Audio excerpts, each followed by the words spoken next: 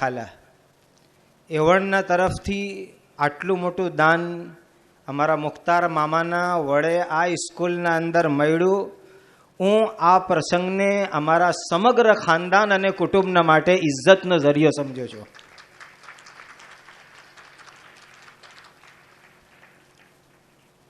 આ સ્કૂલ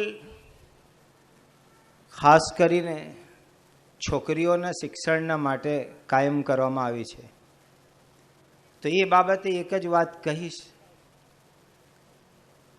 કે ઇસ્લામ એ શીખવે છે કે મર્દ પढ़ा ફર્દ પढ़ा, મર્દ पढ़ा ફર્દ पढ़ा, औरत पढ़ी खानदान पढ़ा.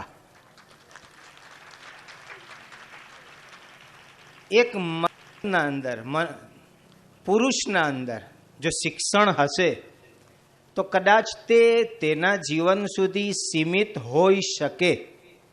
જો કે ઘણા બધા પુરુષો એવા હોય છે કે જેઓનું જીવન બીજાઓના માટે જ્ઞાનનું એક ઝરણું બલકે નદી બલકે દરિયા સમાન હોય, પરંતુ એક સ્ત્રી, એક औरत પઢે, એજ્યુકેશન પ્રાપ્ત કરે, શિક્ષણ પ્રાપ્ત કરે તો આવતી ભવિષ્યની એક પેઢીના માટે તે માતાના સાથે સાથે એક સુંદર શિક્ષકનું પણ કામ આપનારી બનશે.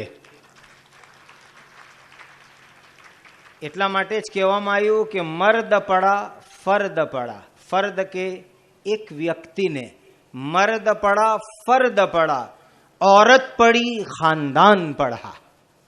અને અહીંયા બહુ સારા સારા બેનરો લાગેલા છે. છેલ્લું જે બેનર છે તે અહીંયા પહેલે હોવું જોતું હતું, કેમ કે તે ખરેખર પણ પહેલું છે. તેના અંદર એમ લખવામાં આવેલું છે કે કુરઆન જ્યારે આકાશથી દુનિયામાં આવવાનું શરૂ થયું, પવિત્ર કુરઆન, તો તેની પહેલી પંક્તિ કેવું કે પહેલી આયત કેવું, તેના શબ્દ હતા પવિત્ર શબ્દ, બિસ્મિલ્લાહિર રહમાનિર રહીમ, ઇકરા બિસ્મિ રબ્બિકલ્લઝી ખલક. સમગ્ર જગત જે સમયે જ્ઞાનતાના અંધકાર દરિયામાં ડૂબેલું હતું, તે સમયે કુરાને આવીને સમગ્ર જગતને આ સંદેશ આપ્યો, પઢો, તમારા પવિત્ર પરવરદિગાર રબ અલ્લાહના નામથી વાંચન કરો, શીખો. અને આજે જો પવિત્ર રબના નામ સાથે શિક્ષણ હશે તો જગતના અંદર અને ત્યાર પછીના જીવનમાં પ્રગતિ અને તરક્કીનો જરિયો બનશે. વડીલો, ઇસ્લામ ધર્મે, આપણા મઝહબે શિક્ષણ અને એજ્યુકેશનને દીનના સાથે જોડેલું છે. બંદેવ અલગ અલગ નથી. કુરાનની એક આયતમાં અલ્લાહ તાલા કસમ ખાય છે. અલ્લાહ કસમ ખાય એટલે શું? ખુદા સોગન ખાય. નૂન વલ કલમી વમા યસ્તુરૂન. અલ્લાહ તાલાએ પેનની, કલમની કસમ ખાધી. અને આ પેનનું કેટલું મહત્વ છે તે મનુષ્ય જાતને સમજાવ્યું કે તમે કલમથી લીખવાનું શીખો. ઇસ્લામ જહાલતને પસંદ નથી કરતો. આગળ આયતમાં બીજા શબ્દો છે, નૂન વલ કલમી વમા યસ્તુરૂન. પેન વડે જે લખવામાં આવે તે લખાણની પણ અલ્લાહ તાલાએ કુરાનમાં કસમ ખાધી. અને કસમ ખાઈને કહ્યું કે લખવા અને વાંચવાનું જ્ઞાન પ્રાપ્ત કરવું એ દરેકના માટે અનહદ જરૂરી જ્ઞાન છે. અને આ સમયે ઇતિહાસની એક સચ્ચાઈ હું બહુ ગર્વના સાથે રજૂ કરું છું. આજે દુનિયાની વિવિધ સરકારો ફરજિયાત શિક્ષણની વાત કરે છે, તો આ સમયે ઇતિહાસના હવાલાથી તમને બતાવીશ કે ફરજિયાત શિક્ષણના સ્થાપક કોણ હતા, ફરજિયાત શિક્ષણ આ જગતને આપનાર કોણ હતા. સૌ પ્રથમ પૈગંબર હઝરત મુહમ્મદુર રસૂલુલ્લાહ સલ્લલ્લાહુ અલૈહિ વસલ્લમ એ ફરજિયાત શિક્ષણના સ્થાપક હતા. પૈગંબર સાહેબના મુબારક શબ્દો જેને આપણે હદીસ કહી શકીએ, પૈગંબર સાહેબે હદીસ કહી તલબુલ ઇલ્મી ફરીઝતુન અલા કુલ્લી મુસ્લિમ. શિક્ષણને પ્રાપ્ત કરવું એ દરેકના માટે ફરજિયાત છે. પૈગંબર સાહેબની આ હદીસ બતલાવે છે કે ફરજિયાત શિક્ષણના સ્થાપક હઝરત મુહમ્મદુર રસૂલુલ્લાહ સલ્લલ્લાહુ અલૈહિ વસલ્લમ હતા. અને તેવડના વડે આ જગતને ફરજિયાત શિક્ષણનો એક નવો રસ્તો શીખવાનો મળ્યો. આજે જ્યારે આટલું સુંદર આ પ્રોગ્રામ થઈ રહ્યો છે, તે એક વાત તમને જરૂર કહીશ. જે લોકોએ આમાં દાન આપ્યું અને દાન આપીને આટલું સુંદર કામ કર્યું, તેઓને ઇકબાલ સાહેબના મુબારક શબ્દોમાં મુબારકબાદી આપીશ. અલ્લામા ઇકબાલ કહેતા હતા, તમન્ના દર્દ દિલ કી હૈ તો કર ખિદમત ફકીરોं की. तमन्ना दर्द दिल की है तो कर खिदमत फकीरों की. नहीं मिलता ये गौहर बादशाहों के खजानों में. अगर अल्लाह तालाए जगतना बनावनारे आपने माल दौलत रूपी कोईक नेमत आपेली छे, तो ते नेमत ने कोई गरीब, कोई दुखी, कोई यतीम, कोई मिस्कीन, कोई बेवाना उद्धाરના માટે ખર્ચ કરજો, તો એ દોલત તમારા માટે દુનિયા અને આખિરતમાં ઇજ્જતનો ઇન્શાઅલ્લાહ ઝરિયો બનશે. એ આપણા દીનની મુબારક તાલીમ છે. અને સાથે એ પણ કહીશ કે અત્યારે એક ઠરાવ આતંકવાદના વિશે આવ્યો. બહુ દુઃખના સાથે આ શબ્દો મારે કહેવા પડે છે કે ઇસ્લામ, મઝહબ, કુરઆન અને પૈગંબર મોહમ્મદ સલ્લલ્લાહુ અલૈહિ વસલ્લમ એવો સમગ્ર માનવ જાતના માટે શાંતિનો એક સુંદર પેગામ લઈને આ જગતમાં આવ્યા છે. ઇસ્લામે કદી આતંકવાદનું શિક્ષણ આપ્યું નથી. ઇસ્લામ એન્ટી ટેરરિઝમ, ઇસ્લામ આતંકવાદનો સખ્ત વિરોધી છે. કદીએ ઇસ્લામે આતંકવાદને સમર્થન કર્યું નથી. એટલે યાદ રાખજો, કોઈક આવી ઘટના બને તો તે કોઈ વ્યક્તિગત તેનું કોઈ કામ હશે, તેનો ઇસ્લામ સાથે, કુરાન સાથે, નબી સાથે અને મુસલમાન દીનના સાથે કોઈ પણ જાતનો સંબંધ નથી. અને આ વાત પણ કહીશ કે જે પૈગંબર સાહેબ સમગ્ર માનવ જાતને શિક્ષણ આપે, એકતા આપે, કરુણા આપે, કોમી એકતા આપે, સેવાના વિચારો આપે, તેવા પૈગંબર હઝરત મુહમ્મદ સલ્લલ્લાહુ અલૈહિ વસલ્લમ અને તેઓના મહાન શિષ્ય હઝરતે અબુ બકર સિદ્દીક રદિયલ્લાહુ તાલા અન્હુ. મારા પાસે રેફરન્સ છે, હું હવાઈ વાત કોઈ કરતો નથી, રેફરન્સ તારીખના સાથે છે. મહાત્મા ગાંધીજીએ સ્વતંત્ર ભારતની પ્રથમ સંસદને એ શબ્દો કહેલા કે જો ભારત દેશને પ્રગતિ પર લાવવો હોય તો અબુ બકર સિદ્દીકને ઉમરે ફારૂકના તરીકા પર તમે દેશની સત્તા ચલાવજો. એ શબ્દો મહાત્મા ગાંધીજીએ કહેલા અને જે પેપરમાં છપાયેલા તે તારીખ સાથે તે રેફરન્સ મારા પાસે છે.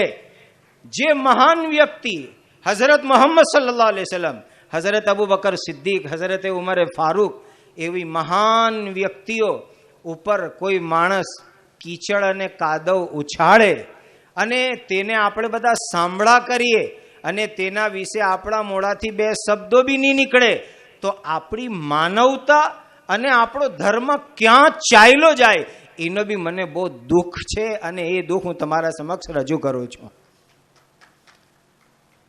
કે આજે આટલો મોટો કિસ્સો થઈ જાય અને મુસલમાનો બહુ શાંતિના સાથે તેનો વિરોધ કરે, પરંતુ ઉપરથી લઈને નીચે સુધી એ બાબતે કોઈ અગ્રણીઓ તરફથી બે શબ્દ ના આવે એ બી આ દેશના મુસ્લિમ નાગરિકોના માટે એક બહુ જ દિલની આઘાતની વાત છે. અલ્લાહ તાલા આવા દિવસો આપણા દેશના અંદર ભવિષ્યમાં કદીએ ન લાવે એવી આપણે દુઆ કરીએ. આપણે શાંતિ ઈચ્છીએ છીએ.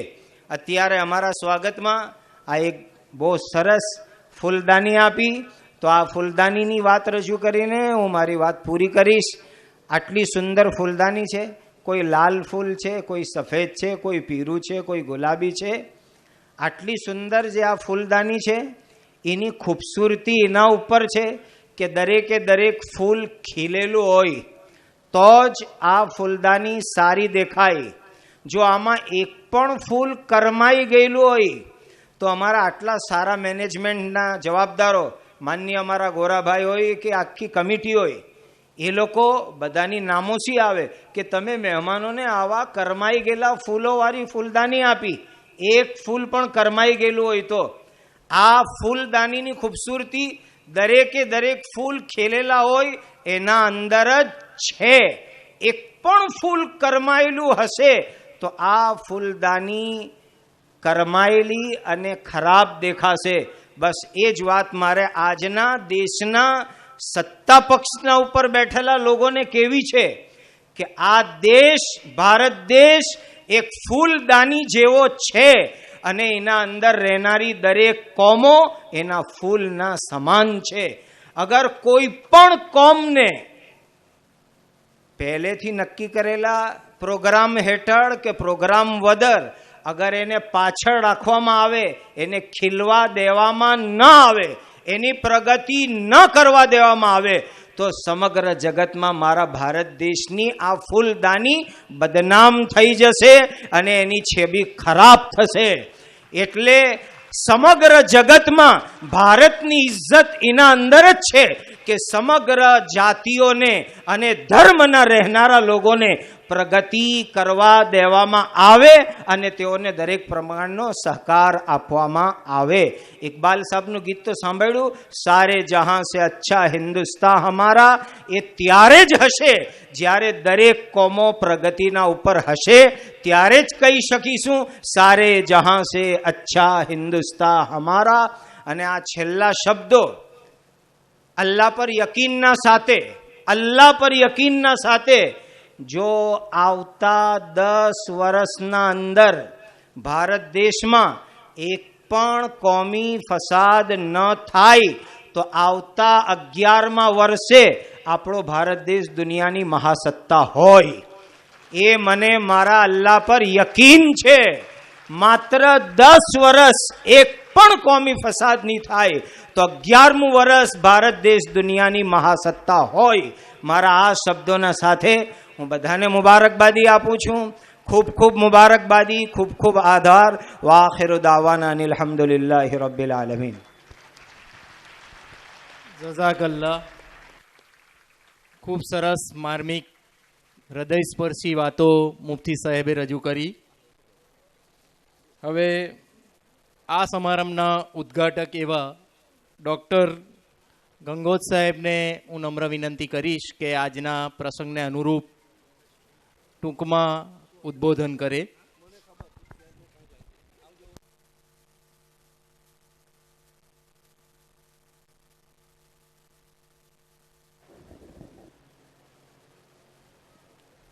આજની આ સભાના પ્રમુખ અને ચીફ ગેસ્ટ અહેમદભાઈ, ઓનર્ડ ગેસ્ટ, ભાઈઓ અને બહેનો અને સ્ટુડન્ટ્સ, સૌથી પહેલાં હું હાજીપુરા એજ્યુકેશન ટ્રસ્ટના દરેક સભ્યોને મુબારકબાદ આપું છું કે જેમણે આ શાનદાર મહેફિલનું આયોજન કર્યું છે.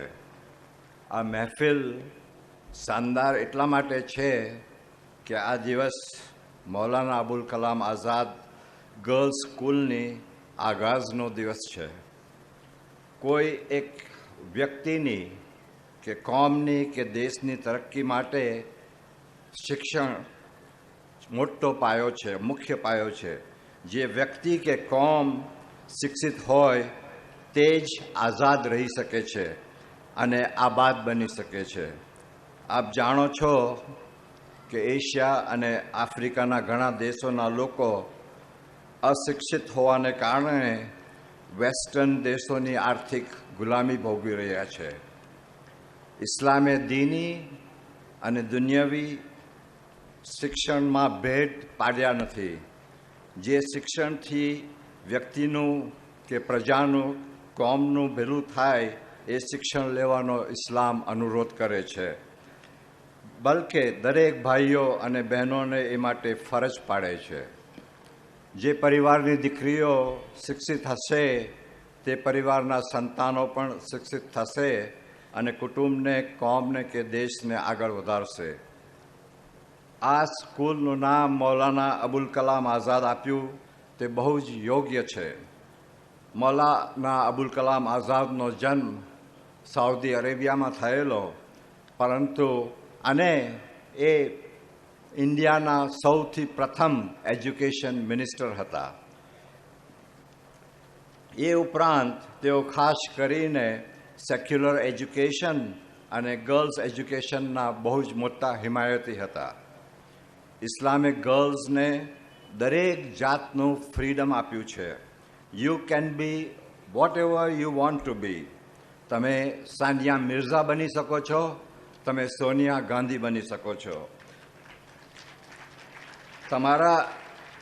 તમારા જીવનમાં અનેક વાર સુખદ અને દુઃખદ સંજોગો આવશે, પરંતુ કદી પણ નિરાશ થશો નહીં. અલ્લામા ઇકબાલે કહ્યું છે કે જહાં મેં અહલે ઈમાન सूरत खुर्शीद जीता है, जहाँ में अहले ईमान सूरत खुर्शीद जीता है, इधर डूबा उधर निकला, उधर डूबा इधर निकला. આખીરમાં હું વેસ્ટમાંના લોકોને ગર્લ્સ એજ્યુકેશન માટે જે આ સગવડ ઊભી કરી છે તે માટે મુબારકબાદી આપું છું. અલ્લાહ તાલા તમારી ઇબાદતનો, આ બહુ મોટી ઇબાદત છે, ઇબાદતને કામયાબી અને તરક્કી અતા કરે. આજે આ મહેફિલમાં મારું સન્માન કરવા બદલ તથા બે શબ્દો કહેવાની તક આપવા બદલ હું આપ સૌનો આભારી છું. Thank you.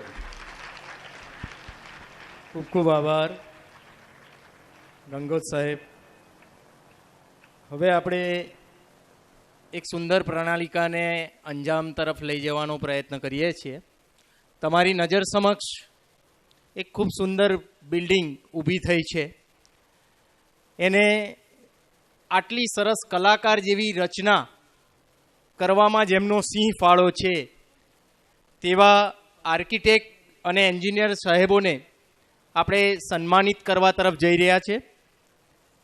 આ સુંદર નવનિર્મિત બિલ્ડિંગના રચનામાં જેમનો સિંહ ફાળો રહેલો છે તેવા શ્રી હેમેન્દ્રભાઈ પરીખ અને શ્રી કૌશલભાઈ પરીખ કે જેઓ સુરતના પ્રખ્યાત ખ્યાતનામ આર્કિટેક્ટ છે.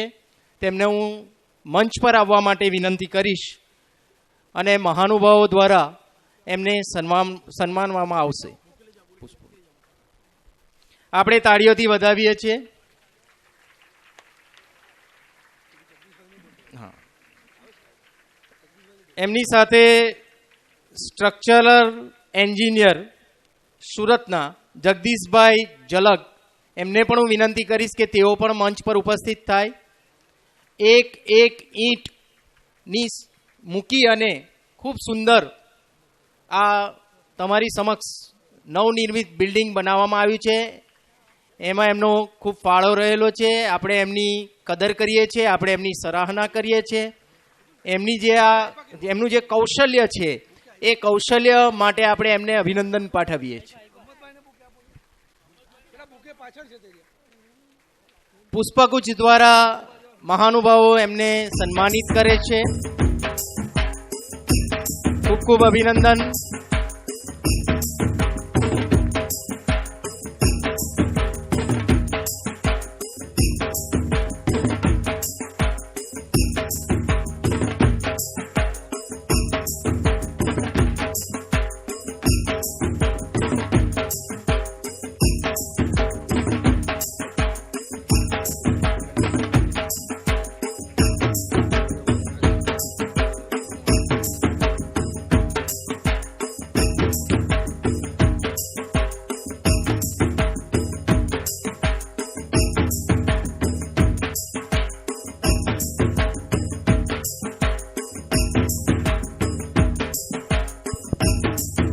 આભાર. હવે આપણી સંસ્થાની પ્રગતિ ઉત્તર થાય છે. સિદ્ધિઓના સોપાન આપણે સર કરેલા છે. એવા વિદ્યાર્થીની બહેનોને આપણે અહીંયા સન્માનિત કરીશું. સુવર્ણચંદ્રક અર્પણ વિધિ તરફ આપણે જઈએ છીએ. બાગે સુલેમાન ચેરિટેબલ ટ્રસ્ટ દ્વારા સુવર્ણચંદ્રક અર્પણ કરવામાં આવે છે. હું અહીંથી જેમના નામ બોલું છું તે લોકોએ મંચ પર ઉપસ્થિત થવાનું છે અને મહાનુભાવોના હાથે ચંદ્રક મેળવીને એમણે કરેલી જે સિદ્ધિ છે, એમણે જે આપેલું યોગદાન છે તે બદલ સન્માનિત થવાનું છે. મહેનત કરી ધન મેળવી ધનવાન થાય છે, કરી જ્ઞાન પ્રાપ્ત કોઈ વિદ્વાન થાય છે. અમસ્તા કંઈ માન મળતા નથી દોસ્તો, અમસ્તા કંઈ માન મળતા નથી દોસ્તો, કરે છે સાધના એના અહીં સન્માન થાય છે. તો જેમણે સાધના કરેલી છે, જેમણે પ્રયત્નો કરેલા છે, જેમની મહેનત ફળેલી છે, એમના આપણે અહીંયા સન્માન કરવા જઈ રહ્યા છીએ. સૌ પ્રથમ તરાજિયા ફાતેમા અલી મોહમ્મદ, જેમણે 2014માં ધોરણ 10ની અંદર આ સંસ્થાની અંદર પ્રથમ ક્રમાંક પ્રાપ્ત કર્યો છે, તેમને હું આમંત્રિત કરીશ અને તેઓ પ્રમુખ શ્રી જયંતિભાઈના હસ્તે ચંદ્રક મેળવશે.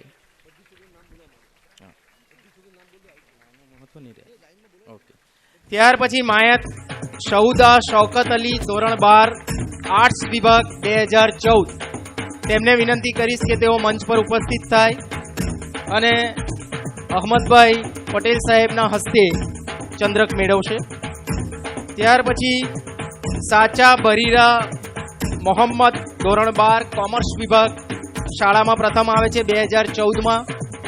તેઓ ડૉક્ટર યાકુતભાઈ ગંગાત સાહેબના હસ્તે ચંદ્રક પ્રાપ્ત કરશે. 2015ના ધોરણ 10માં કયાત આતેકા અયુબ, જે શાળામાં પ્રથમ આવે છે, જે છનાભાઈ ચૌધરીના હસ્તે ચંદ્રક પ્રાપ્ત કરશે.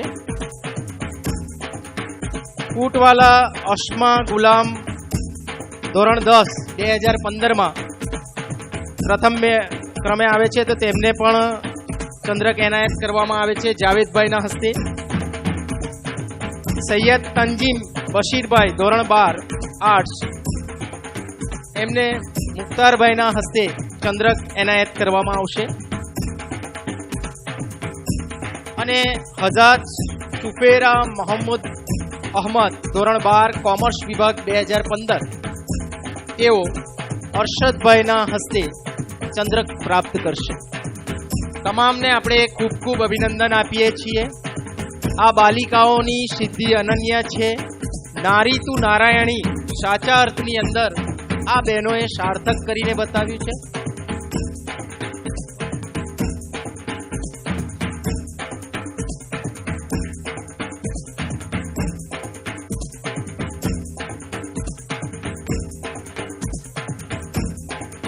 ખૂબ આભાર તમામ મહાનુભાવોનો કે જેમણે આ બાલિકાઓનું ખૂબ યોગ્ય રીતે સન્માન કર્યું છે. અને હવે આપણે સમારંભના અંત તરફ જઈએ છીએ. આપણા મુખ્ય અતિથિ વિશેષને સાંભળવાની બધાને ઈચ્છા અને આશા હશે, અપેક્ષા હશે. મિત્રો, કહેવાયું છે વાણી જો મેઘ બની વરસે તો અસ્તિત્વમાં ભીનાશ પથરાય. વાણી જો પવન બની લહેરાય તો શીતળતાનો અહેસાસ કરાવે. વાણી જો પ્રકાશ બની પથરાય તો કીર્તિનો તાજ પહેરાવે. અને વાણી જો અલ્લાહ બની જાય તો શબ્દ આત્માને સ્પર્શી જાય. આપણા આમંત્રણને માન આપીને આપણા સમારંભને જેમણે ખરેખર ખરા અર્થમાં દીપાવ્યો છે એવા લોકલાડીલા સાંસદ અને કોંગ્રેસના અનન્ય કાર્યકર, જેને આપણે પાયાના પથ્થર કહી શકીએ, કે જેમણે સમગ્ર ભારત દેશની અંદર કોંગ્રેસને નામના અપાવવાની અંદર સિંહ ફાળો આપેલો છે, જેમના માર્ગદર્શન હેઠળ આ પક્ષ સતત મજબૂત અને મક્કમ બનતો રહ્યો છે અને પ્રગતિની ઊંચાઈઓ સર કરતો રહ્યો છે, એવા જનાબ અહમદભાઈ પટેલ સાહેબને હું નમ્ર નિવેદન કરું છું કે આજના આ પ્રસંગને અનુરૂપ એમનું ઉદ્બોધન કરશે, એમની રસવાણી આપણને અર્પણ કરશે. ધન્યવાદ. આજના મુબારક પ્રસંગના પ્રમુખ મોરબી શ્રી જયંતિભાઈ, અતિથિ વિશેષ મુખ્ય મહેમાન ડૉક્ટર યાકુબભાઈ, મંચે સ્થાન બિરાજમાન મહાનુભાવો, મુરબ્બીઓ અને આ સંસ્થાને ઊભી કરવામાં જેમણે મહત્ત્વનો ફાળો આપ્યો છે તેવા સંસ્થાના હોદ્દેદારો, ટ્રસ્ટના હોદ્દેદારો, ભાઈ શ્રી ઇસ્માઇલભાઈ, ભાઈ શ્રી હસનભાઈ, ભાઈ શ્રી અબ્દુલ સત્તારભાઈ, અને જેમના સહકારથી આજે આ સુંદર મજાની બિલ્ડિંગ આપણે જોઈ શકીએ છીએ એવા ઉપસ્થિત દાતાશ્રીઓ, વિશિષ્ટ આમંત્રિત મહેમાનો, અતિથિઓ, પત્રકાર બંધુઓ, ભાઈઓ અને મારી અહીંયા જે ઉપસ્થિત છે જેમના કારણે આજનો પ્રસંગ યોજાયો છે એવી વિદ્યાર્થીની બહેનો, પ્રસંગનું મહત્વ મારે મન સવિશેષ છે. સવિશેષ શબ્દનો પ્રયોગ એટલા માટે કરું છું કે પ્રસંગનો સંબંધ શિક્ષણને કારણે છે અને એનાથી એ વિશેષ બહેનોની શિક્ષણ સાથે સંકળાયેલો પ્રસંગ છે. આજે સુંદર મજાનું આ મકાન સુવિધાઓ સાથે બહેનોને મળે છે ત્યારે બહેનોને, વિદ્યાર્થીનીઓ બહેનોને તો અભિનંદન આપું, જેની સાથે સાથે સંસ્થાના હોદ્દેદારશ્રીઓ અને ખાસ કરીને દાતાશ્રીઓ કે જેમની મદદથી આ મકાન ઊભું થયું છે એમને જેટલા અભિનંદન આપો એટલા ઓછા છે. શ્રીમંતો તો ઘણા બધા હોય છે, શ્રીમંતોનો ટોટો નથી, સંખ્યા ખૂબ જ, પરંતુ દાનવીર અને દાતાઓની સંખ્યા ઓછી હોતી હોય છે. શ્રીમંતો પૈસા કમાય છે, પૈસા પણ એમની પાસે છે, પરંતુ 3 પ્રકારના શ્રીમંતો મેં જોયા છે. એક પૈસા કમાય છે અને માત્ર પોતાના કુટુંબ માટે ખર્ચે છે અથવા તો પોતે સંભાળીને સાચવીને રાખે છે. એક એવા શ્રીમંતો છે કે જે કમાય છે અને પૈસાનો વ્યય કરે છે. અને એક ત્રીજા પ્રકારના શ્રીમંતો છે કે જે કમાય છે, પોતાના કુટુંબનો પણ ખ્યાલ રાખે છે અને ખાસ કરીને આવી જે કંઈક પ્રવૃત્તિઓ છે કે જેનાથી સમાજ અને સોસાયટીને ફાયદો થાય છે એવા સારા હેતુ માટે જ્યારે ખર્ચે છે ત્યારે એવા શ્રીમંતો મારે મન એનું મહત્વ ખૂબ જ સવિશેષ છે. અને એવા દાનવીરોને જેટલા અભિનંદન આપો એટલા ઓછા છે. માણસ કેટલું જમે છે અગત્યનું નથી, પરંતુ જમ્યા પછી એને કેટલું પચે છે એ અગત્યનું છે. માણસ કેટલું વાંચે છે અગત્યનું નથી, પરંતુ વાંચ્યા પછી એને કેટલું સમજાય છે અગત્યનું છે. માણસ કેટલું વિચારે છે અગત્યનું નથી, પરંતુ એના જે વિચારો છે એનું પૃથ્થકરણ કરીને જે કંઈક સારા વિચારો છે એનો કઈ રીતે અમલ કરે છે અગત્યનું છે. અને એટલે જ કે માણસ કમાય છે અગત્યનું નથી, પરંતુ કમાયા પછી કયા રસ્તે એનો ખર્ચ કરે છે એનું મહત્વ મારે મન ખૂબ જ સવિશેષ. ત્યારે જે દાનવીરો, દાતાઓએ એક સારા હેતુ માટે અહીંયા આગળ દાન કર્યું છે ત્યારે એવા દાનવીરોને ખરેખર હું સલામ કરું છું, ખૂબ ખૂબ અભિનંદન આપું છું. સુંદર મજાનું મકાન છે, પરંતુ એ મકાન એ તો માત્ર ઈંટ, ચૂનો અને પથ્થર અને સિમેન્ટથી બન્યું છે, પરંતુ એમાં જે પ્રવૃત્તિ થવાની છે એ ખૂબ જ અગત્યની છે. મકાનનું સુંદર હોવું અગત્યનું નથી, પરંતુ એમાં જે જાતનું શિક્ષણ આપવાના છો એ ખૂબ જ અગત્યનું છે. અને શિક્ષણ એવું અપાવવું જોઈએ કે જેનાથી વ્યક્તિ, એના કુટુંબને તો ફાયદો થાય જ, પરંતુ સમાજ અને સોસાયટીને પણ એટલો જ ફાયદો થાય. કારણ કે વ્યક્તિ મજબૂત હશે, તંદુરસ્ત હશે તો સમાજ તંદુરસ્ત બનશે, અને સમાજ તંદુરસ્ત બનશે તો રાષ્ટ્ર તંદુરસ્ત બનશે. ત્યારે વ્યક્તિ અને સમાજનું તંદુરસ્ત હોવું ખૂબ જ જરૂરી છે, અને તો જ રાષ્ટ્ર મજબૂત બનશે અને રાષ્ટ્રનું નિર્માણ આપણે કરી શકીશું. જ્યારે આપણે રાષ્ટ્રના નિર્માણની વાત કરીએ છીએ ત્યારે રાષ્ટ્રનું નિર્માણ કોઈ માત્ર ઈંટ, માટી, ચૂનો કે પથ્થરથી નથી થવાનું. જો સાચા અર્થમાં રાષ્ટ્રનું નિર્માણ કરવું હશે તો એના માટે લોકોના દિલમાં રાષ્ટ્ર પ્રત્યેની જે કંઈક ભાવના છે એને ઉજાગર કરવી પડશે. અને ભાવના જ્યારે જ ઉજાગર થશે ત્યારે વ્યક્તિ શિક્ષિત હશે, એના દિલમાં રાષ્ટ્ર પ્રત્યેની એક ભાવના આવશે. ત્યારે શિક્ષણ એવા પ્રકારનું હોવું જોઈએ કે જે માનવીને માનવ બનાવે, ઇન્સાનને ઇન્સાનિયત શીખવે. આજે જે જાતનો માહોલ છે, જે વાતાવરણ છે, તમે બધા સારી રીતે જાણો છો. आज अंधेरों में जो रोशनी दिखाई देती है, आज अंधेरों में जो रोशनी दिखाई देती है, बस्ती अमन की जलती हुई दिखाई देती है. और सियासत इंसान को कैसे गंदे मोड़ पे ले आई कि इंसानियत आज दम तोड़ती दिखाई देती है. ત્યારે શિક્ષણ એવા પ્રકારનું હોવું જોઈએ કે એક સાચો ઇન્સાન બનાવે, વ્યક્તિને એક જવાબદાર નાગરિક બનાવે.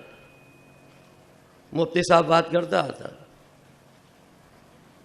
એમણે વાત કરી નબી કરીમ સલ્લલ્લાહુ અલૈહિ વસલ્લમની, પરંતુ એ વાતને હું જરા આગળ વધારીશ થોડી. નબી કરીમ સલ્લલ્લાહુ અલૈહિ વસલ્લમે તો એટલા સુધી કહ્યું હતું કે જ્ઞાન મેળવવા માટે જો તમારે ચીન સુધી જવું પડે તો ચીન સુધી પણ જવું જોઈએ, અને નોલેજ એ મેળવવું એ ખરેખર બધા જ જે મોમિન છે એના માટે ફરજિયાત છે, જરૂર છે. એમણે વાત કરી, પરંતુ એને આગળ વધારીશ કે જ્યારે બધાની વાત કરીએ ત્યારે એમાં બહેનો પણ સામેલ થાય છે, અને બહેનો સાથે કોઈ પણ પ્રકારનો ભેદભાવ નહીં હોવો જોઈએ, અને બધા માટે નોલેજ અગર તો જે જ્ઞાન જે છે એ અમને મળવું જોઈએ, ખૂબ જ જરૂરી છે. સંસ્થાનું નામ મૌલાના અબુલ કલામ આઝાદ સાથે જોડવામાં આવ્યું છે. ડૉક્ટર યાકુબભાઈએ વાત કરી, મૌલાના અબુલ કલામ આઝાદ એમણે કોઈ ફોર્મલ એજ્યુકેશન નહોતું લીધું, પરંતુ દેશના રાષ્ટ્રના શિક્ષણ મંત્રી બન્યા. એમની પાસે એક દ્રષ્ટિ હતી, એક વિઝન હતું, અને એક વિદ્વાન તરીકે ઓળખાતા હતા. તે વખતના શિક્ષણ સેક્રેટરી એમણે જ્યારે એમાં રિસર્ચ કર્યું કે એમણે ફોર્મલ એજ્યુકેશન નથી લીધું અને આ માણસ કેમ વિદ્વાન છે, તો એમના જે કંઈક મિત્રો હતા, એમને જે કંઈક કંપનીમાં હતા, એ વિદ્વાન હતા, ઇન્ટેલેક્ચ્યુઅલ હતા, હંમેશા એમની કંપનીમાં એવું રહેતા. અને મૌલાના સાહેબે જ્યારે ખાસ કરીને પશ્ચિમના દેશો અમેરિકા અને યુરોપમાં જ્યારે એમણે જોયું કે અહીંયા આટલો બધો ઔદ્યોગિક વિકાસ કેમ થયો છે, ત્યારે રિસર્ચ કર્યા પછી એમને જાણવા મળ્યું કે ત્યાં આગળ ટેક્સટાઇલ અને કાર બનાવવાના જે કંઈ કારખાનાઓ છે એમાં ભાઈઓની સાથે બહેનો પણ કામ કરે છે. એટલે ત્યાંના આર્થિક ઉત્થાન માટે, આર્થિક વિકાસ માટે ભાઈઓનો જેટલો ફાળો છે એટલો જ ફાળો બહેનોનો પણ છે. અને એટલા માટે હું કહું છું ખાસ કરીને કે શિક્ષણ એ ખૂબ જ જરૂરી છે. મૌલાના આઝાદ સાહેબે પણ, તમને બધાને ખ્યાલ હશે કે તે વખતે વાત કરી હતી, જ્યારે કોંગ્રેસ જોઈન કરી તે પહેલાં મિસબાહ નામનું એક મેગેઝિન ચલાવતા હતા, અને એમણે કહ્યું હતું કે how can you achieve success if only one half works towards it and other half does not. એટલે માત્ર પુરુષ કામ કરે અને બહેનો નહીં કામ કરે તો એને તમે સફળતા કઈ રીતે કહી શકો? ત્યારે આ બધી બાબતો જે છે, જે આપણા જે કંઈક વિદ્વાન, જે કંઈક પુરુષો, નબી સાહેબે જે કંઈક વાત કરી હતી, એની પાછળનો આશય એ હતો કે માત્ર પુરુષો શિક્ષણ લે જરૂરી નથી, પરંતુ બહેનો પણ શિક્ષણ લે ખૂબ જ જરૂરી છે. અને જ્યારે આ બહેનો મારી સામે છે, એમને જોઉં છું, એમની માસૂમિયત, એમના ચહેરાને જ્યારે જોઉં છું ત્યારે ખરેખર મને પણ મારું બચપન યાદ આવે છે. મૌલાના સાહેબે કીધું કે અમે તો રાજકારણ એટલું બધું ગંદુ છે અને એમાં એવા ફસાયા છે કે એમાંથી નીકળી શકવું ખૂબ જ મુશ્કેલ છે. પરંતુ ક્યારેક ક્યારેક કહેવાનું મન થાય છે કે દौलत भी ले लो, ये शोहरत भी ले लो, भले ही छीन लो मुझसे ये जवानी, मगर मुझको लौटा दो मेरा बचपन का सावन। वो कागज की कश्ती, वो बारिश का पानी। ત્યારે જે માસૂમિયત છે એમના ચહેરા ઉપર જે છે, શિક્ષણને બે પ્રકારે બોલવું છું. એક એનું ઘડતર અને બીજું એની કેળવણી. ત્યારે ખાસ કરીને ઘડતર કરવાનું જે કંઈક કામ છે એમાં સૌથી વિશેષ જવાબદારી જો કોઈકની છે તો માતા પિતાની છે. અને એમાં ખાસ કરીને માં, કે દીકરીઓ હંમેશા માં સાથે વધારે સમય વિતાવતી હોતી હોય છે. જો માં શિક્ષિત હશે, મુફતી સાહેબે સાચી વાત કરી, જો માં શિક્ષિત હશે તો પોતાના બાળકોમાં એક એવા સંસ્કારનું સિંચન કરશે કે જે સંસ્કાર, જે અખલાક જે છે એ સમગ્ર જીવન દરમિયાન એને કામમાં આવશે. ત્યારે બહેનોનું, માતાઓનું શિક્ષણ અથવા તો શિક્ષિત હોવું એ ખૂબ જ જરૂરી છે. કારણ કે ત્યાંથી અમને સંસ્કાર મળે છે, અખલાક મળે છે. અને ત્યાર પછી જે કંઈક શિક્ષક ભાઈ બહેનો છે એની જવાબદારી શરૂ થતી હોય છે. કારણ કે શિક્ષક ભાઈ બહેનો જો સારી રીતે એને ટ્રેનિંગ આપશે, સારી રીતે એને કેળવણી આપશે, સુંદર મજાની માટી હોય અથવા તો જમીન હોય, પાણીમાં એને પલોવીએ. પ્રજાપતિ ભાઈઓ તમે જાણો છો, એ માટીમાંથી એ ધારે તો સુંદર મજાની ફૂલદાની બનાવી શકે કે જે કોઈકના ડ્રોઈંગ રૂમને સુશોભિત કરી શકે. પરંતુ એ ધારે તો કલરી બનાવીને પણ ફેંકી દઈ શકતા હોય છે. ત્યારે ખાસ કરીને શિક્ષક ભાઈ બહેનો અને માતા પિતાઓની ખૂબ જ જવાબદારી છે. આજે શિક્ષણની સામે જો સૌથી મોટો પડકાર હોય તો માનું છું ત્યાં સુધી એ છે. અને ખાસ કરીને મુસ્લિમ બહેનો, ગુજરાતમાં જે કંઈક મુસ્લિમ બહેનોનું પોપ્યુલેશન છે 4.5% છે, પરંતુ એનરોલમેન્ટ કેટલું થાય છે? જ્યારે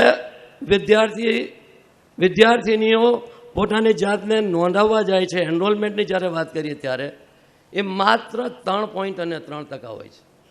એટલે 1.2% જે છે વસ્તીના ઓછા લોકો એનરોલમેન્ટ કરાવે છે.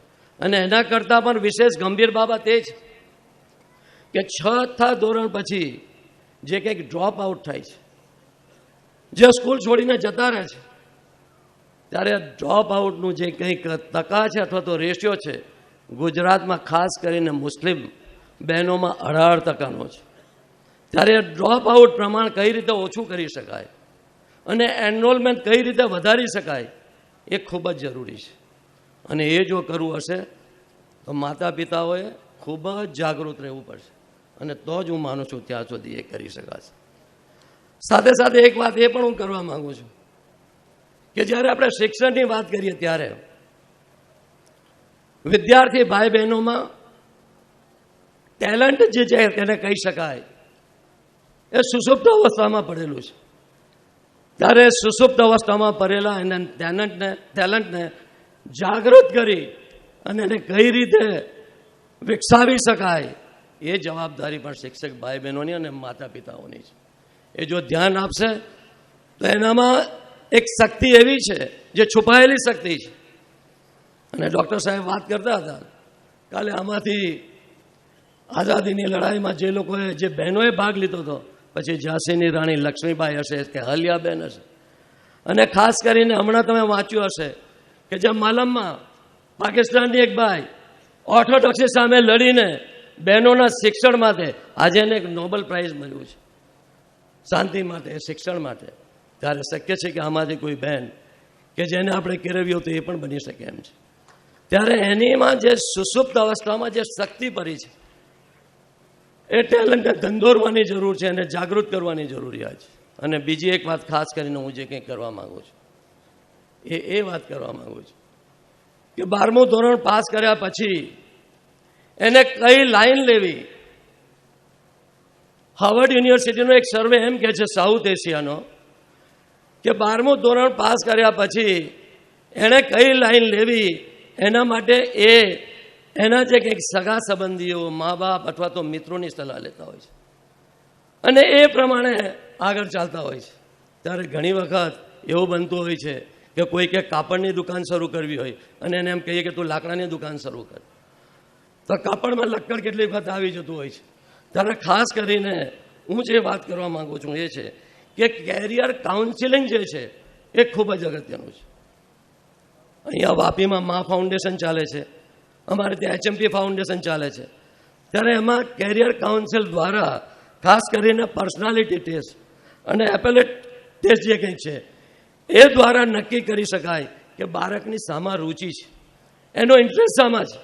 એણે ડૉક્ટર બનવું છે, એને એન્જિનિયર બનવું છે, અથવા તો એણે બીજી લાઈન લેવી છે. મારે ખરેખર ગર્વની સાથે કહેવું પડે કે આ અહીંયાના જે કંઈક વિદ્યાર્થી ભાઈ બહેનો જે કંઈક છે, આજે આ પણ મેનેજમેન્ટનો અભ્યાસ કરે છે અને બીજી ઘણી બધી ડિગ્રીમાં અને બહાર પણ ગયા છે. ત્યારે આ માટે ખાસ કરીને ટ્રસ્ટી મંડળને હું જેટલા અભિનંદન આપું એટલા ઓછા છે. ત્યારે આ બધી બાબતો જે કંઈક છે, ખાસ કરીને મા બાપ, શિક્ષક ભાઈ બહેનો અને આ બધાએ ખાસ કરીને એનું ધ્યાન રાખવાની ખૂબ જ જરૂરિયાત છે. અને મેં કીધું તેમ આજે દુનિયા જે રફતારથી આગળ વધી રહી છે, દેશ જે રફતારથી આગળ વધી રહ્યો છે, ત્યારે સામાન્ય રીતે કહેવાય છે કે બાળકોનું ભવિષ્ય એ વર્ગખંડોમાં લખાતું હોય છે.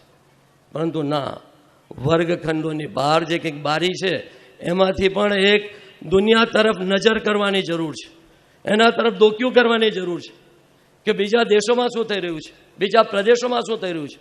કેરાલા અને ઉત્તર પૂર્વીય જે કંઈક રાજ્યો છે એમાં શિક્ષણનું પ્રમાણ કેમ વધારે છે, ત્યારે એ પણ ખાસ કરીને ધ્યાન રાખવાની તાતી જરૂરિયાત છે.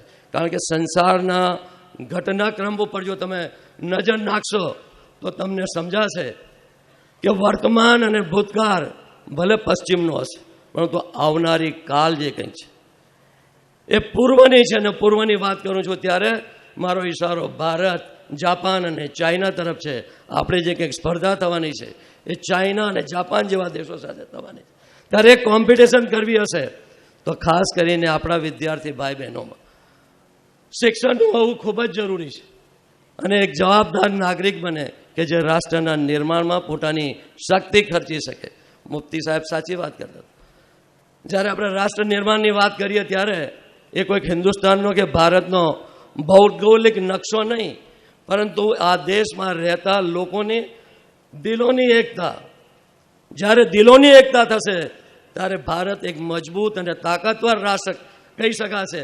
અને ત્યારે આપણા દુશ્મન દેશો આ ભારતને હરાવી નહીં શકે અથવા તો પરાજિત નહીં કરી શકે. એમણે ફૂલોના ગુચ્છાનો દાખલો આપ્યો. હું એમ કહેવા માંગુ છું કે તંદુરસ્ત વ્યક્તિ કોને કહી શકાય?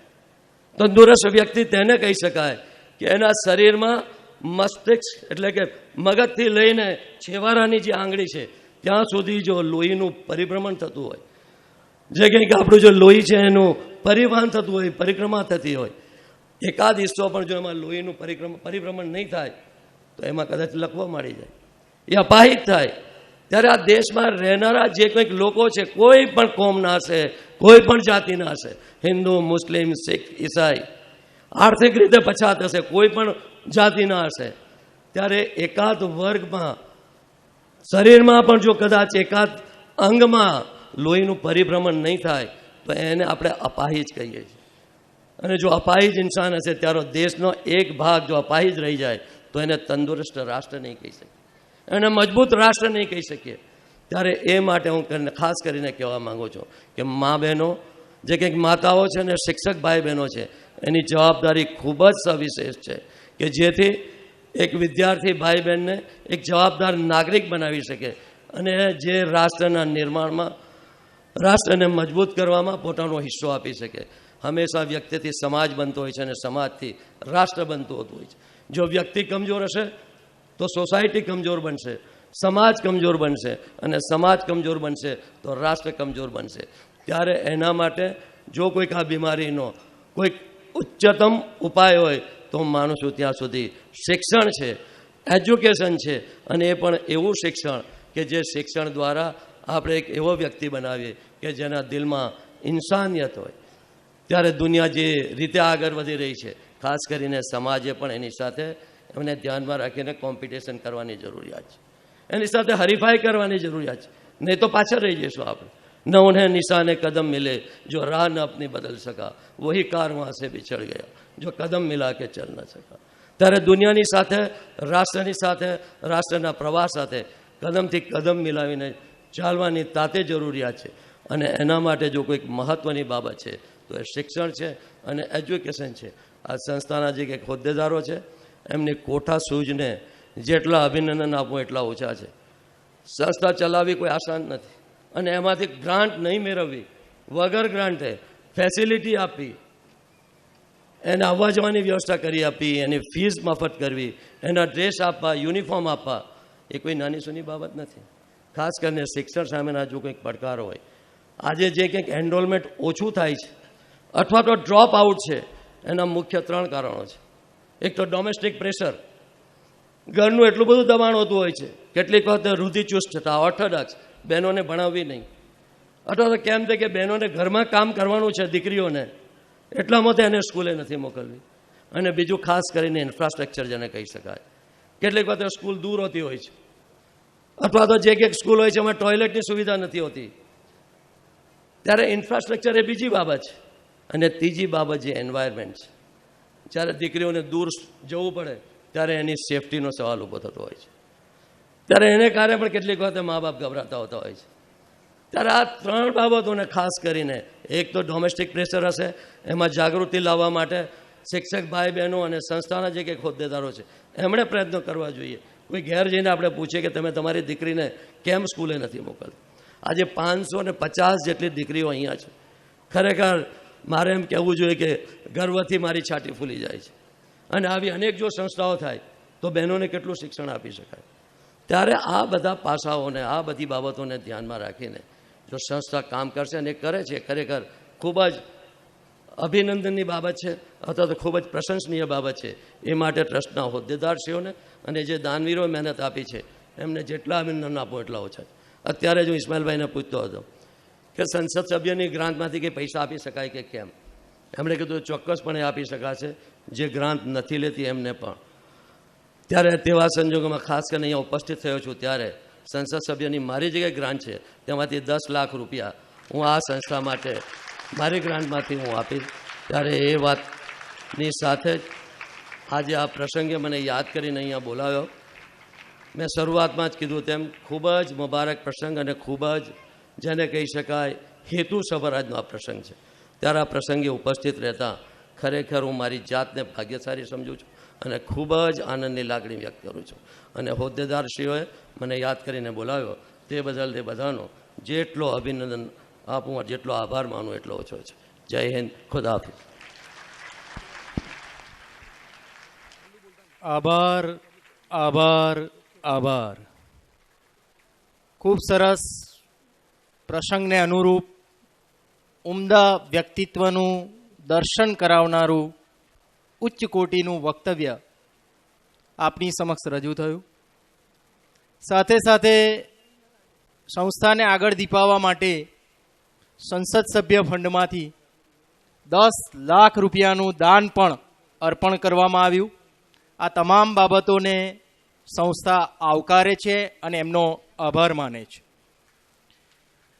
સમારંભના પૂર્ણતાના આરે આ સમારંભના અધ્યક્ષ મહોદય શ્રી જયંતિભાઈ પટેલ સાહેબ કે જેઓ ગણદેવી સુગરના ચેરમેન છે, ગારડા કોલેજના ભૂતપૂર્વ પ્રિન્સિપાલ તરીકે છે, જેઓ આ વિસ્તારના પ્રખર શિક્ષણશાસ્ત્રી અને અર્થશાસ્ત્રી છે.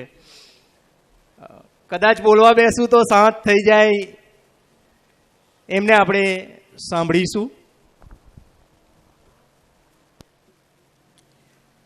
The Vesma Hajipura Education Trust નિર્મિત મૌલાના અબુલ કલામ આઝાદ ગર્લ્સ હાઈસ્કૂલ વેસમાં આજે જશ્ન મનાવી રહી છે. ત્યારે એના ચીફ ગેસ્ટ આપણા માનવંત સંસદ સભ્ય, પ્રજાપરસ્ત સંસદ સભ્ય એવા ભાઈ શ્રી અહમદભાઈ પટેલ, આજના ઉદ્ઘાટક ડૉક્ટરશ્રી, સૌ મહેમાનો સ્ટેજ ઉપર, એમના ટ્રસ્ટી શ્રી ઇસ્માઇલભાઈ. આ વિસ્તાર સાથે મારો ઘનિષ્ઠ સંબંધ છેલ્લા 30 વર્ષથી છે, એટલા માટે કે અમારી સુગર ફેક્ટરીને શેરડી આપનારા મોટા મોટા માણસો વેસમાની અંદર છે ને બધા તે પાછા મારા અઝીઝ રહ્યા છે, બધા મિત્રો રહ્યા છે. એમણે મને પ્રોત્સાહન પણ આપ્યું, ઘણી વખત મુશ્કેલીમાં માર્ગદર્શન પણ આપ્યું. એવા બધા આ બિરાદરો આ વિસ્તારના છે. અને ભાઈ દિલેરભાઈ, ઇસ્માઇલભાઈ મેનેજિંગ ટ્રસ્ટી, આ બધા અમારી કોલેજના વિદ્યાર્થીઓ પણ. મને આનંદ એટલા માટે થયો આ ફંક્શનની અંદર કે કન્યા કેળવણીની બાબતમાં ખૂબ જ આગળ વિચારીને આ ટ્રસ્ટે જે કામગીરી કરી છે, મબલક પૈસો ખર્ચ્યો છે, મબલક પૈસો મેળવ્યો છે. તો અહીંયા આગળ બે વાતની વાત છે.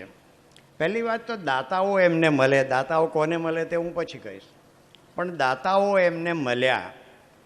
દાતાઓનું એક ગ્રુપ હોય. રહીમ કવિએ કહ્યું છે કે રહીમ અને દાની દરિદ્રતર તરુ જાંચવે લોગ.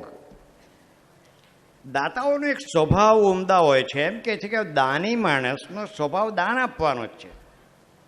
એ દરિદ્રતર બને એટલે ગરીબ બને તો પણ એ દાન આપે. કેવી રીતે આપે તેનો દાખલો આપતા કહે છે, રહીમ અને દાની દરિદ્રતર તરુ જાંચવે લોગ, જૈસે સરિતા સોખાપન કુવા ખનાવત લોગ.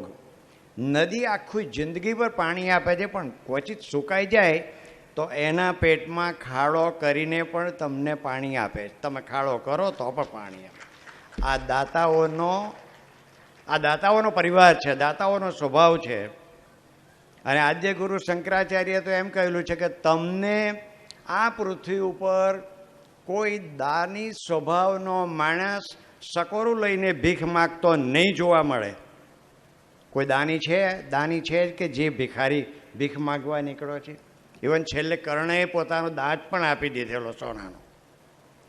તો આવા સરસ મજાના દાતાઓ જે રુજુતા ભરેલા એમના હૃદય છે. ઓછું થઈ જાય તો ઓછું આપે, પણ આપે. પોતાના ઘરમાંથી કોઈને પાછો જવા નહીં દે. પણ આજે આપણે દાતાઓએ થોડુંક સાવધાન થવાની જરૂર છે. આ સમય બદલાયો છે. અને એટલા માટે અમે દાતા જ્યારે દાન આપે છે ત્યારે એની પાત્રતા જોઈને આપવાનું. કેમ કે શંકરાચાર્યએ પાછું એમ કહ્યું છે કે દાતા પોતાના ખર્ચામાં કાપ મૂકીને દાન આપતો હોય છે. દાતરડું ધાતુમાંથી દાતરડું બોલાય કે દાન બોલાય, કાપીને આપે છે. એટલે પોતે કાપીને પોતાને એની પાસે વધારે પૈસા છે. આ બધા 50 લાખ કે આટલા બધા જે મેળવ્યા, ઇસ્માઇલભાઈ મેનેજિંગ ટ્રસ્ટીએ બધા મેળવ્યા કે ટ્રસ્ટે મેળવ્યા, એ બધા માણસોને ફેંકી દેવાના પૈસા હતા. પોતાના ઘરમાં જરૂરિયાત જ નથી હતી, પણ હેતુ જોઈને આપ્યા. એટલે જેનો હેતુ શુદ્ધ છે એવા માણસોને દાન મળ્યા જ કરે છે. સૃષ્ટિનો ક્રમ છે. અને જેવો દાતા છે એવો દાન આપ્યા જ કરે છે, એવો સૃષ્ટિનો આખો ધર્મ છે. અને એ બંને દાતાઓ એટલે દાતાઓનો પરિવાર અને આ ટ્રસ્ટીઓનો પરિવાર, ટ્રસ્ટનો પરિવાર, એમની વચ્ચેનું એક સામંજસ્ય દેખાય આપણને. અને એક એવું નજરાણું એમણે આજે શિક્ષણ ક્ષેત્રમાં સમાજના પરિવર્તન માટે બહેનોને આપ્યું છે કે જે એક અનોખો આજનો પ્રસંગનો ચિતાર આપે છે. એક નજરાણું આપેલું ગણાય એવો આજનો આ પ્રસંગ છે. એ પ્રસંગે આપ સૌ, ખાસ કરીને જેમને મેડલો મળ્યા છે, બહેનો, ખાસ કરીને દાતાઓ અને પ્રેક્ષકો, મહાનુભાવો, બહેનો, આમંત્રિત સજ્જનો અને સામાજિક કાર્યકરો, એ સૌને પ્રમુખ સ્થાનેથી, કેમ કે પ્રમુખની પરિસ્થિતિ એવી કે સૌથી બધા છેલ્લે જ બોલવાનું હોય અને બોલે ત્યારે એ લોકો સાંભળનારા થાકી બી ગયેલા હોય.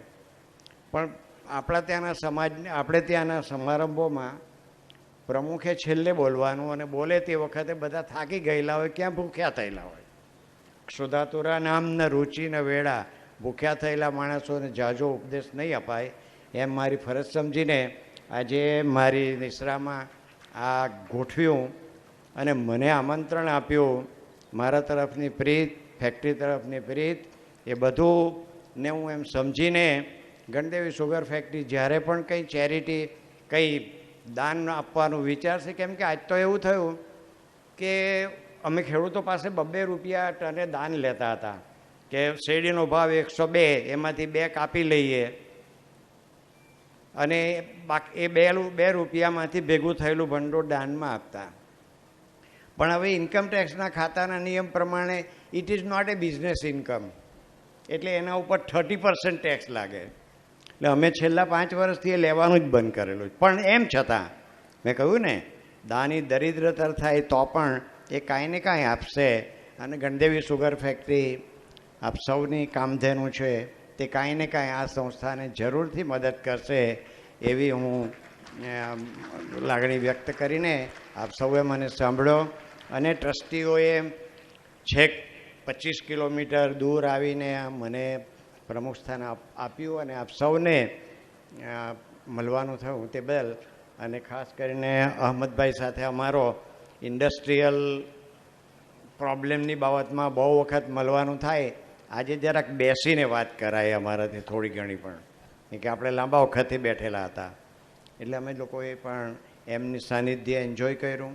આજે મૌલાના સાહેબોએ જે આપણને અહીંયા આગળ જે ઉપદેશો આપ્યા તે બધા આપણે ગ્રાહ્ય કરવા જેવા છે. અને સૌને માટે આજે મુબારક દિવસ છે.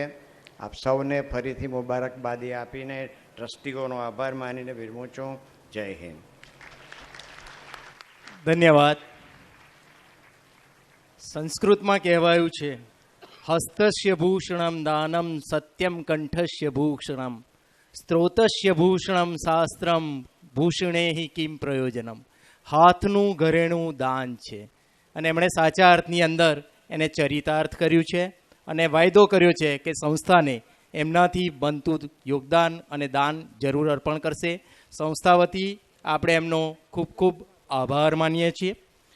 અને હવે સમારંભને બિલકુલ પૂર્ણતાના આરા ઉપર મૂકવા માટે જે છેલ્લો શિરસ્તો છે તે છે આભાર વિધિનો. ત્યારે મન બોલે, દેના હૈ આભાર મુझे किन शब्दों में व्यक्त करूं, देना है आभार मुझे किन शब्दों में व्यक्त करूं, दिल बोल रहा है मौन रहूं કે વ્યક્ત કરું. પણ મિત્રો, આજનો જમાનો વ્યક્ત કરવાનો છે અને એટલે મારે શબ્દ દેહ એની રજૂઆત કરવી રહી.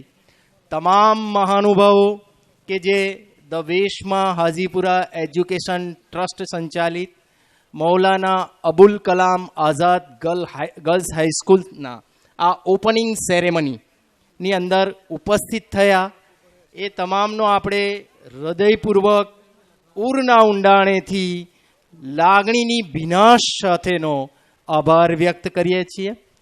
તમામ હોદ્દેદારો કે જેમણે આ સંસ્થાને કીર્તિ અપાવવા માટે, સિદ્ધિ અપાવવા માટે પોતાનાથી બનતો પ્રયત્ન કર્યો છે, પોતાનું યોગદાન આપ્યું છે, તે તમામનો પણ આપણે આભાર માનીએ છીએ. તમામ એ નાની નાની બાળાઓ કે જે લગભગ 2, 2.5, 3 કલાકથી અહીંયા બેઠી છે અને તમામ મહાનુભાવોને ખૂબ શાંતિપૂર્વક સાંભળ્યા છે, તેમનો પણ આપણે હૃદયપૂર્વક આભાર માનીએ છીએ. ખાસ આપણું પ્રેક્ષક વૃંદ કે જે સમારંભના શરૂઆતથી લઈ અને અંત સુધી એક જ સ્થાન ઉપર પોતાના કર્ણપટને ખુલ્લા રાખીને સતત અહીંયાથી રજૂ કરવામાં આવતી વાણીને પોતાના હૃદય સ્થાન સુધી પહોંચાડવા માટેનો સંનિષ્ઠ પ્રયત્ન કર્યો છે, તેવા તમામનો પણ આપણે ખૂબ ખૂબ ખૂબ ખૂબ આભાર માનીએ છીએ.